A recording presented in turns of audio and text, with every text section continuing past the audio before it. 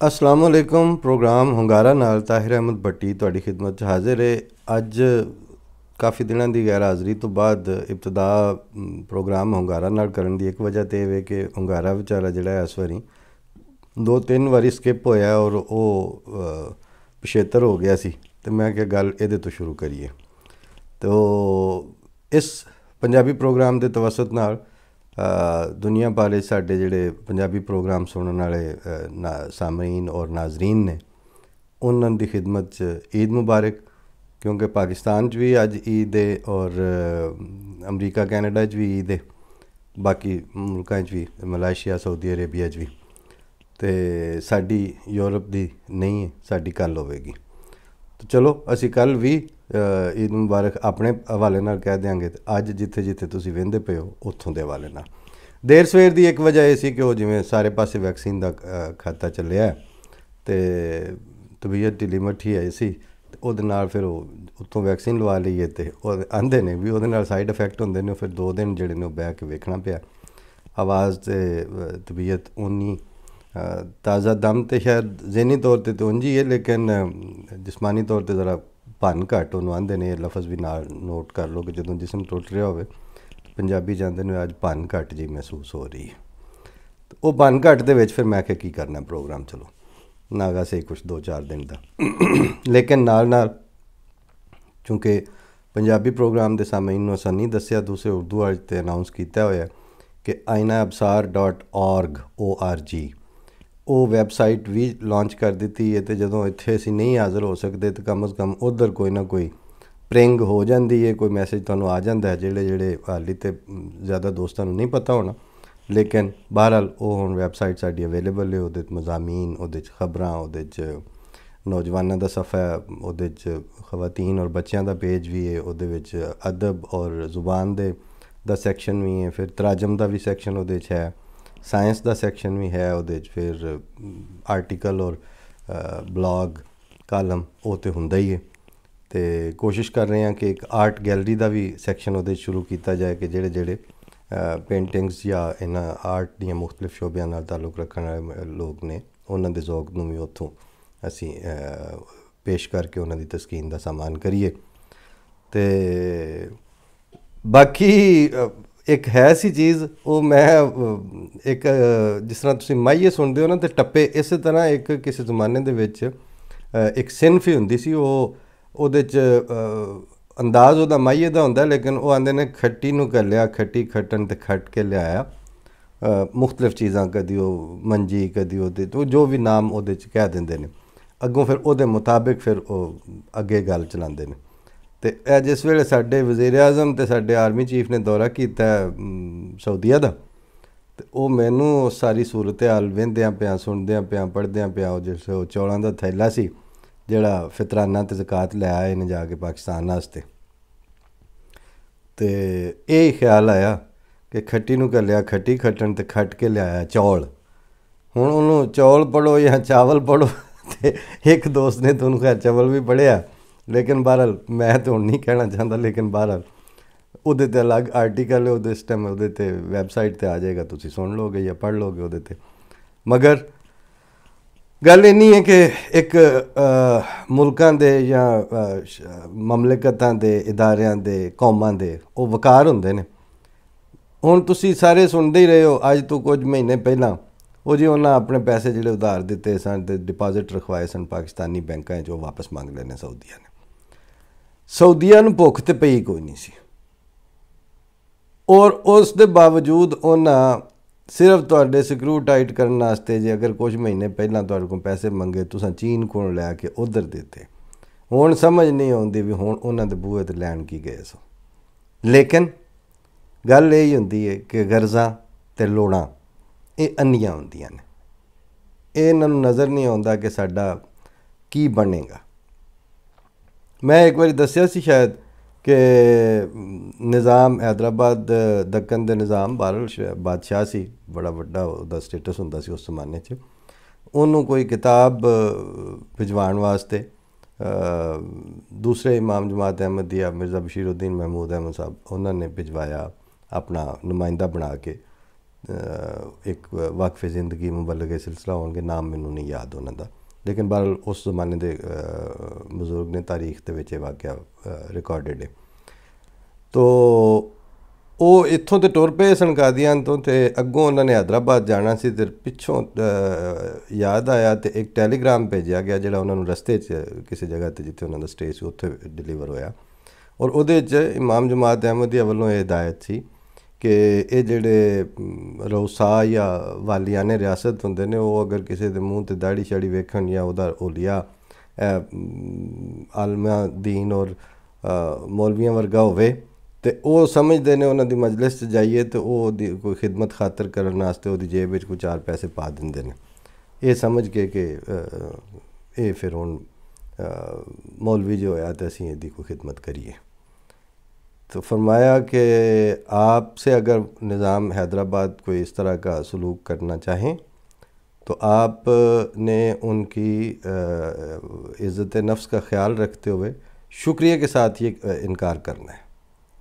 उन्होंने आखना है कि मैनू जो काम भेजा गया इहदा मैनू सफ़र खर्च और मुआवजा और ये सारे फ़र्ज़ की अदायगी का साडा एक सिस्टम है, तो वो तहत मैं आया और मैं इस कैटेगरी ज़रूरतमंद वाली च नहीं आउंदा, और मैं इमाम जमात अहमदिया की नुमाइंदगी करदे होया उन्हां दे एलची या मुरासलत के तौर पर मैं ये मुरासला लैके आया।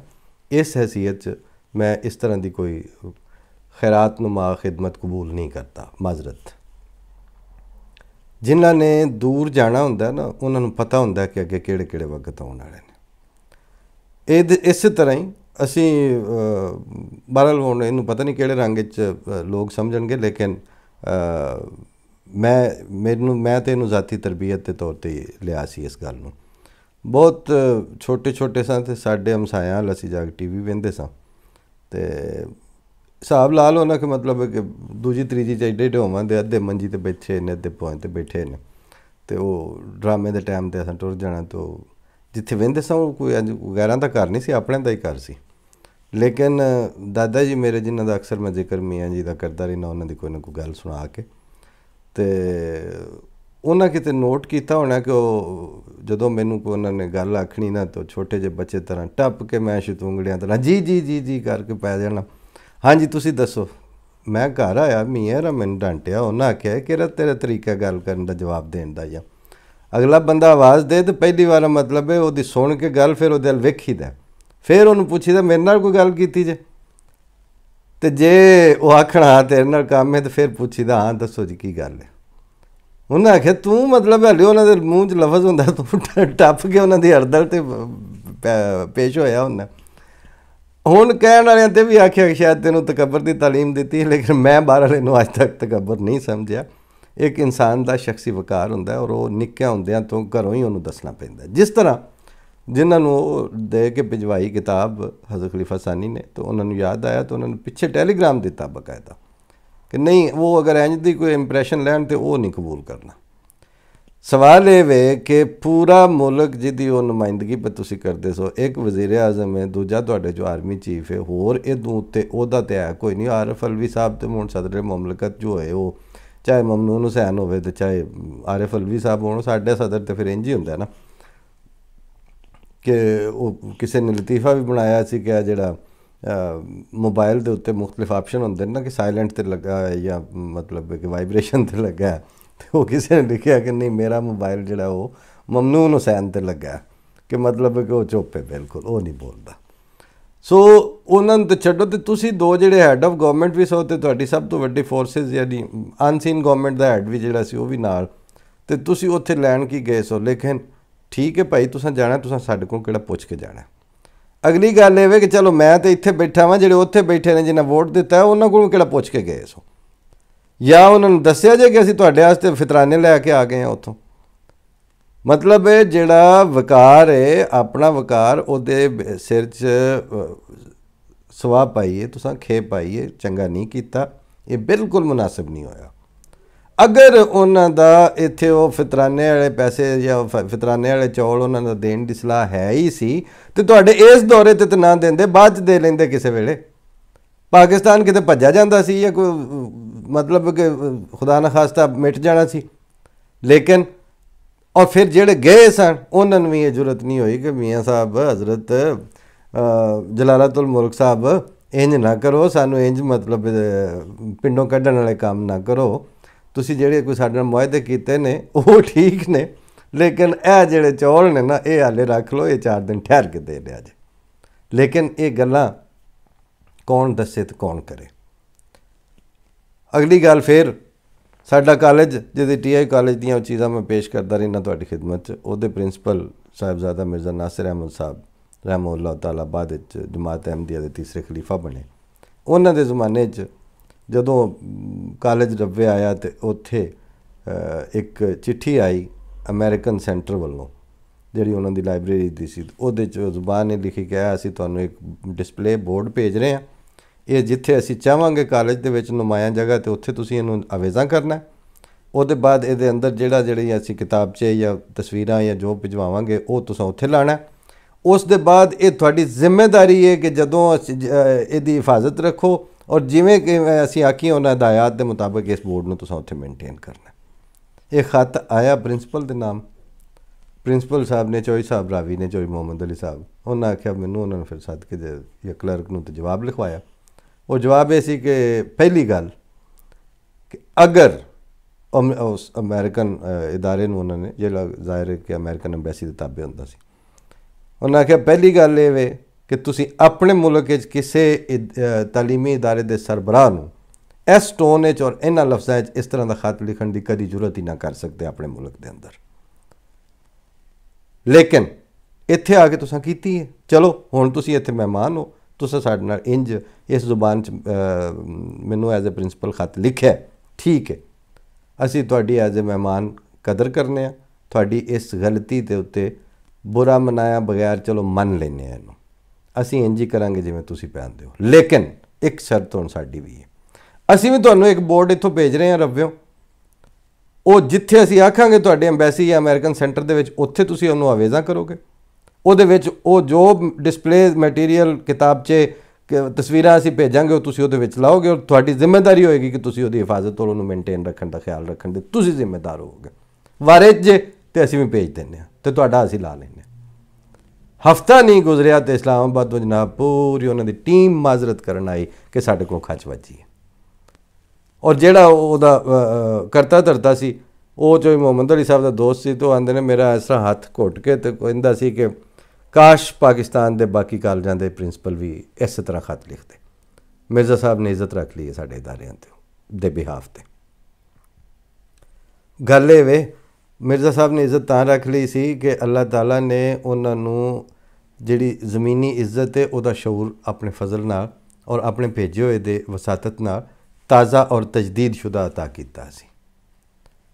ਉਮਤਾਂ ਜਬ ਮਿਟ ਗਈ ਅਜਜ਼ਾਏ ਈਮਾਂ ਹੋ ਗਈ। ਹੁਣ ਤੁਹਾਨੂੰ ਜ਼ਾਹਿਰ ਹੈ ਕਿ ਆਪਣਿਆਂ ਨੂੰ ਤੁਸੀਂ ਸੱਚੀ ਗੱਲ ਦੱਸਣੀ ਕੋਈ ਨਹੀਂ ਹੁੰਦੀ। ਜੇ ਦੱਸਦੇ ਹੀ ਹੈ ਕਿ ਇਹ ਕੰਮ ਕਰਨ ਵਿੱਚ ਸਾਡੀ ਇੱਜ਼ਤ ਨਹੀਂ ਹੈ, ਸਾਡੇ ਪੱਲੇ ਕੁਝ ਨਹੀਂ ਰਹਿੰਦਾ, ਤੁਹਾਨੂੰ ਪਾਕਿਸਤਾਨ ਵਾਲੇ ਧੱਕੇ ਦੇ ਕੇ ਨਹੀਂ ਸੀ ਕਰਨਾ ਕਿ ਜਾਓ ਜ਼ਰੂਰ ਜਾ ਕੇ ਤੇ ਉੱਥੋਂ ਲੈ ਕੇ ਆਓ। ਤੇ ਲੈ ਕੇ ਫਿਰ ਕੀ ਆਏ ਹੋ? ਉਹ ਚੌਲ ਤੇ ਫਿਤਰਾਨਾ। ਬਹਰਹਾਲ ਇਹ ਸਾਰਾ ਕੁਝ ਹੋਇਆ। ਮੈਂ ਜਿਹੜੇ ਸੁਣਨ ਵਾਲੇ ਨੇ ਉਹਨਾਂ ਦੀ ਈਦ ਮੁਬਾਰਕ ਦਾ ਜਿਹੜਾ ਜ਼ਾਇਕਾ ਹੈ ਉਹ ਸਾਰਾ ਖ਼ਰਾਬ ਕੋਈ ਨਹੀਂ ਕਰਨਾ ਚਾਹੁੰਦਾ।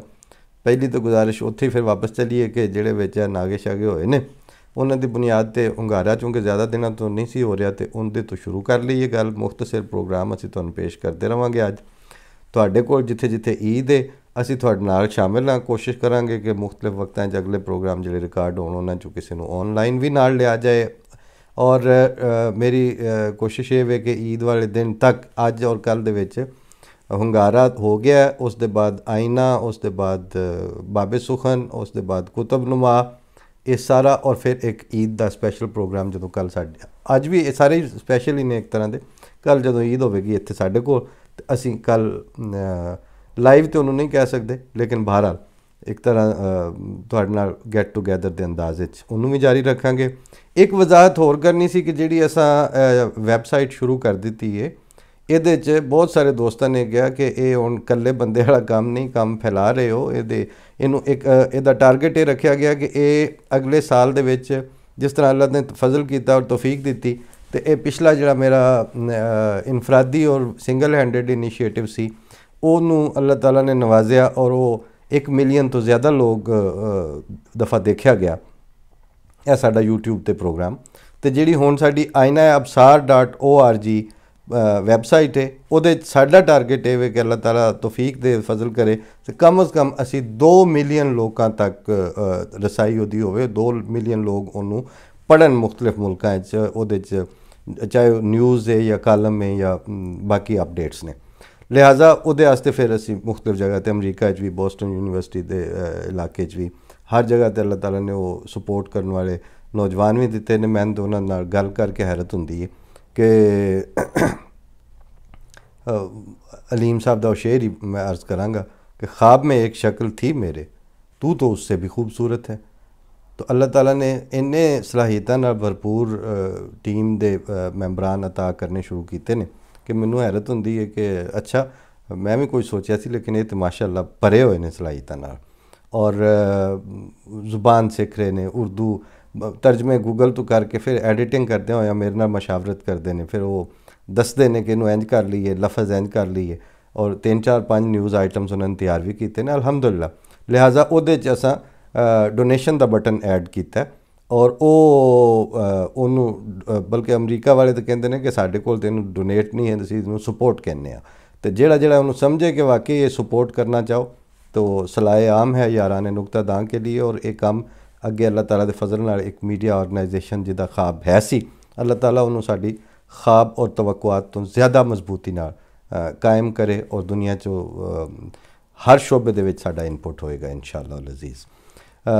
ये अज दे हुंगारे और अज दियां गल्लां बातां नाल एक चीज़ का मैं इंतखाब भी किया सी, वो इस वास्ते कि मेरी सब तो छोटी बेटी she is in class 6th मेरा ख्याल, मैनू क्लासां बच्चों दियां तो डेट ऑफ बर्थ याद कोई नहीं रहिंदी।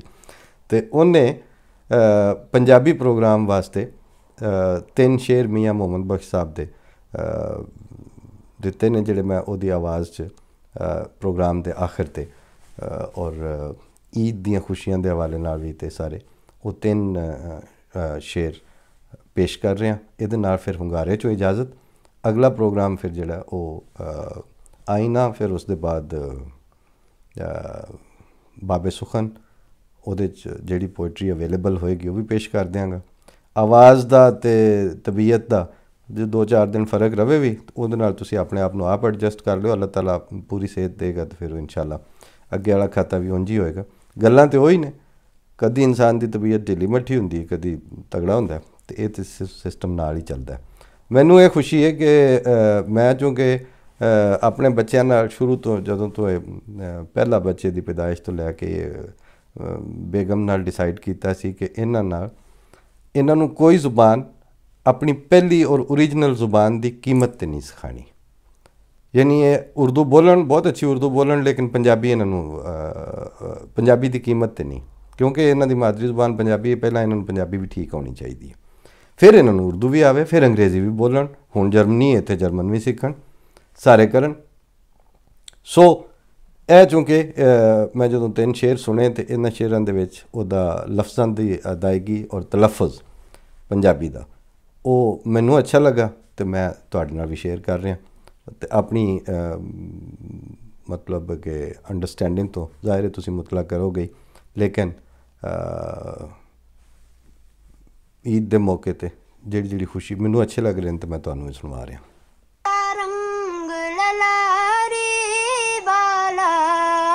कच्चा रंग ललारी वाला चढ़ डाले दारेंदा इश्क तेरे दा रंग मुहम्मद चढ़िया फिर नाले दा इश्क तेरे दा रंग मुहम्मद चढ़िया फिर नाले दा